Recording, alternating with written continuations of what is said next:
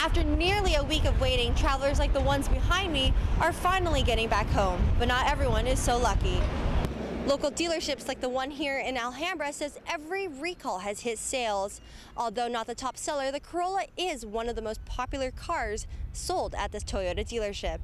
The Martin Luther King Jr. Medical Center served more than 600,000 people in this area. Right now, there are less than 50 beds available to the trauma center.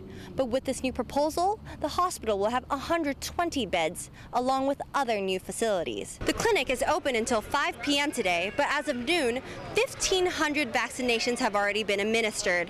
There are only 900 left for the next 5 hours, but health officials say it was still a good decision to bring a clinic to an area like Skid Row. Juan Guizar is only 10, but he's had to deal with more than most kids his age. Unlike his teammates, Juan has only one arm. It was actually a surprise for me because, I didn't find out until he was born. At the age of 5, Juan joined a Little League team, and ever since, he's had nothing but baseball on his mind. I want to be a baseball player for the Angels. But not just any player. He wants to be a starting pitcher, just like his role model, Jim Abbott. He's like the same as me, but he throws harder. 2 years ago, Coach Alexis Lopez noticed Juan's potential. The coaches were not coaching him the right skills, and after that I started talking to him and he said he wanted to learn more. So then I just decided to take it upon myself and then teach him more. It wasn't easy. Juan has to use his right arm to both catch and throw, so Alexis had to teach him techniques that suited him. When I get the ball, I have to switch the glove right here, and I take it out the glove and throw it. But baseball is just a glimpse of what Juan's had to adjust to.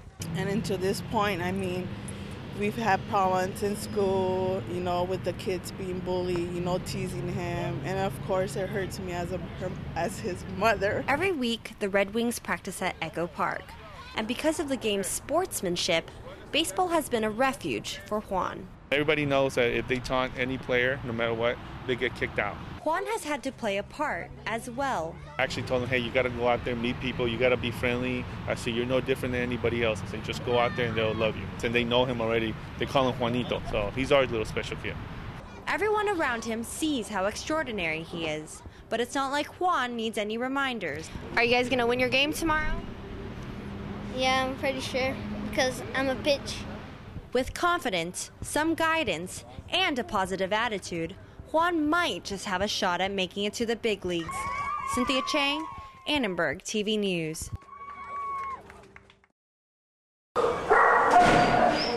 Meet Ringo, a Cocker Spaniel with a sharp nose for treats. Just over a month ago, Animal Control found him on the streets and brought him to SPCA, the Society for the Prevention of Cruelty to Animals. He came in and he was just matted and messy and just had no manners and was jumping all over the place, so we got him groomed and we decided to put him in TLC. TLC stands for Teaching Love and Compassion. It's a program that trains sheltered dogs to be more adoptable. What we look for are the dogs that have been here a long time, dogs that we don't really know why they're not getting adopted. It could be because of breed, could be the way they look, could be poor behavior in the kennel. With the help of some local middle schoolers, dogs like Ringo, Slim Jim, and Clyde have a shot of getting a home. Clyde is very smart. He's an older dog, but he is very capable of learning new things. I love it when he just army calls. The dogs are taught obedience through tricks. But it's not just the dogs that get to learn something. The kids are learning kindness, positive reinforcement training, empathy, respect, love, attachment, and basically just overall kindness. The 9 TLC 7th graders are considered at-risk students. They're having poor attendance in school, that they've shown gang affiliation, that they're having poor grades. Sometimes it means that they're so severely shy that they're not able to be social, or they don't have any friends, or they're completely outcast. Their counselors and teachers at Prairie Vista hope that they, too, can gain something from the program. So for 3 hours every day after school, we come to the shelter and we start our day out with a daily quote, to some sort of famous quote, whether it be about team building or showing empathy towards animals. The kids then get to take out their dogs. And through simple words and actions, I learned that there's more than just training dogs because you can actually connect with your dog that you're training. I've learned that you have to be patient and that if you get them confused, that they won't know what to do. So you have to be patient and you have to love them. the kids are only halfway through the program, but changes can already be seen. A little more positive, a little kinder, a little nicer.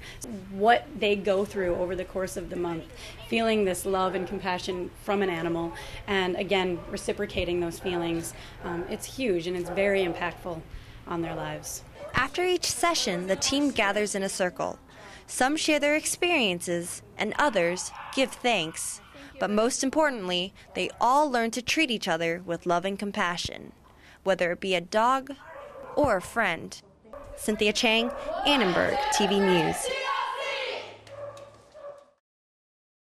LAX saw many lucky travelers head home today, but was also home to many people waiting another day to see that golden ticket. Last week's volcanic eruption in Iceland has caused airlines to cancel more than 1,600 flights. But it's not just the airlines who have suffered. David Miller and his wife have been waiting to fly to Holland for their vacation. We're going to miss about half of it because of the delay. We still have to come home the same time. Nicole Hemrich waited 5 days to go back to Germany before Virgin Airlines handed her a ticket this morning. I'm really happy. I cried, and yeah, I'm really happy. After nearly a week of waiting, travelers like the ones behind me are finally getting back home, but not everyone is so lucky. Now we just miss home and we really want to get back to school, and it's been really hard waiting and not knowing what's going to happen. Graham Marriott and his family have had to stay at a hotel and simply wait. We've not been told anything at the moment. We're sat here in the hotel at the moment waiting for the representative to come, and hopefully she'll have some information. But other than that, there's nothing. Airlines so far have lost about $1.7 billion, but business is booming for hotels near LAX. It's actually helped us with, their misfortune. It has been a fortune for us. It is very good on the revenue for the hotel. All flights to and from Europe are expected to start flying by Thursday. Airline agents are asking travelers to keep in contact with them and, of course, be patient. Residents in the mudslide-stricken areas of La Cañada, Flint Ridge are cleaning up their homes tonight. Good evening, I'm Cynthia Chang. The Department of Education is determining if LAUSD has broken any federal laws relating to making sure English learners are adequately served. ATVN's Derek Stahl is live in downtown where community leaders and parents are discussing the problems English learners face in the district. Derek? Good evening, I'm Lizzie Mitri. And I'm Cynthia Chang. The LA Times says the caller reported a nuclear weapon inside Levy Library. LAPD received the phone call around 12:30. DPS says its normal procedure in this type of situation is to take precautionary measures. ATVN's Cassie Hasso is live outside Levy Library with details on the bomb threat hoax. Cassie? Welcome back. We have some breaking news from Glassell Park. LAFD says a fire near Metrolink train tracks just north of downtown may cause delays. Suspected militants have attacked the Pakistan offices of a U.S.-based Christian aid group. Police say the militants used a homemade bomb and killed 6 Pakistani employees and injured 5. The LA City Council is revoicing its recommendation that the Department of Water and Power approve a rate hike, but at a lower rate than what the DWP had in mind. The recommended rate hike would be about 0.6 cents per kilowatt for 3 months. So I heard it was going to rain today, and I didn't see it. I know, and I didn't bring my umbrella, so let's go to our weather anchor, Alex Scorney, to see if we will really need the umbrella or not. A brave 7-year-old boy from Norwalk is a hero today after calling 911 when 3 armed attackers burst into his home. Police say the boy's courageous call may have saved lives. And speaking of TV shows, American Idol's Idol Gives Back is just underway. ATVN's Victoria Spilabati is live in Pasadena where some of the hottest musical acts are raising money for charity. Well, thanks for watching Annenberg TV News. For everyone at ATVN, I'm Cynthia Chang.